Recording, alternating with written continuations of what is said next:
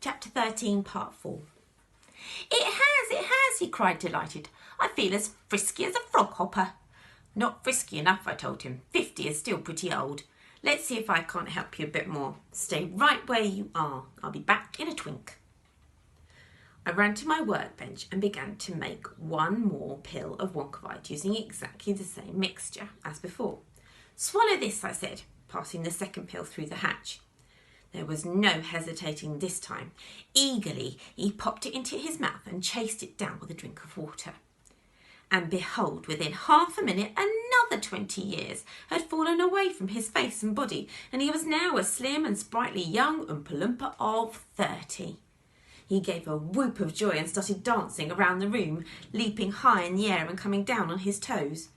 "Are you happy?" I asked him. "I'm ecstatic," he cried, jumping up and down. "I'm happy as a horse in a hayfield." He ran out of the testing room to show himself off to his family and his friends. "Thus was Wonker Vite invented," said Mr. Wonker, "and thus was it made safe for all to use." "Why don't you use it yourself then?" said Grandma Georgina. "You told Charlie you were getting too old to run the factory, so why don't you just take a couple of pills and get 40 years younger?" "Tell me that." "Anyone can ask questions," said Mr. Wonker. "It's the answers that count. Now then, if the three of you in bed would care to try a dose—" "Just a minute," said Grandma Josephine, sitting up straight. "First, I'd like to take a look at this 70-year-old Oompa Loompa who is now back to 30. Mr. Wonker flicked his fingers. A tiny Oompa Loompa, looking young and perky, ran forward out of the crowd and did a marvellous little dance in front of the three old people in the very big bed. 2 weeks ago he was 70 years old and in a wheelchair, Mr. Wonker said proudly, and look at him now.